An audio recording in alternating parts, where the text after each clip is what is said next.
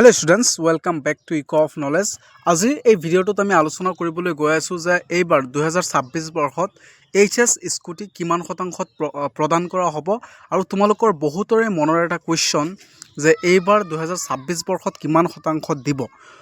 প্ৰথমে আমি আলোচনা কৰিলোঁ যে বহুতো ছাত্ৰছাত্ৰীয়ে নাজানিব পাৰে যে তোমালোকে এইচএছত যদি ভাল ফলাফল লাভ কৰা তেনেহ'লে তোমালোকক চৰকাৰৰ ফালৰ পৰা প্ৰজ্ঞান ভাৰতীয় এৱাৰ্ড দিয়া হয়, অৰ্থাৎ স্কুটি দিয়া হয়।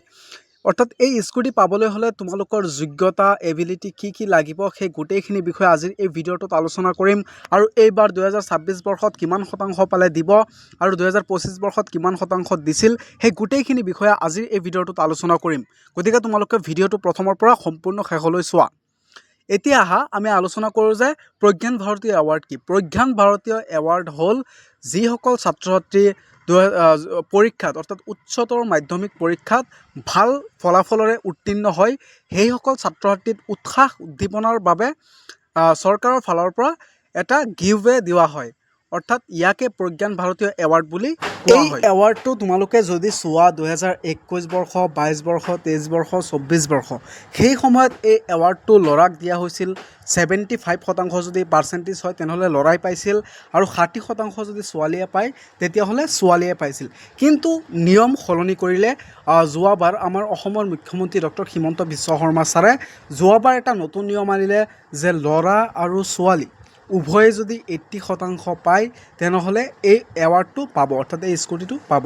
এটা নতুন নিয়ম আনিলে যোৱাবাৰ আৰু এই নিয়মক লৈ যোৱাবাৰ অৰ্থাৎ 2025 বৰ্ষত বহুতো ছাত্ৰ ছাত্ৰীয়ে আন্দোলনত নামি পৰিছিল, কিন্তু তেওঁলোকৰ আন্দোলন সফল হোৱা নাছিল, কিয়নো অসম চৰকাৰে যিটো কৈছে সেইটো মতেই দিছে।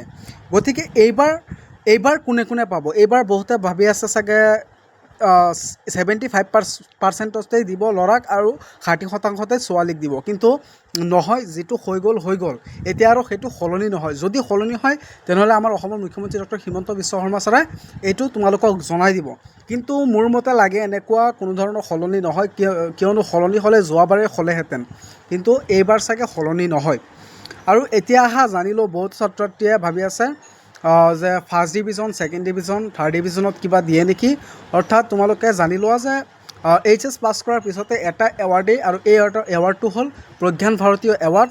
এইটো তোমালোকে এতিয়া মই ক'লোৱেই যে উভয়ে ল'ৰাকো 80% পাব লাগিব, ছোৱালীকো 80% পাব লাগিব, অৰ্থাৎ উভয়ে 80% পালেহে তোমালোকে এই স্কুটিটো পাবা বা এই এৱাৰ্ডটো তোমালোকে পাবা। গতিকে এইখিনি আছিল আজিৰ ভিডিঅ'ৰ মূল বিষয়বস্তু। মই নাজানো মই কিমান বুজাব পাৰিছোঁ, তথাপিও মই আশা কৰিছোঁ যে মই যিখিনি বুজাইছোঁ ইয়াৰ পৰা তোমালোকে বুজিছা।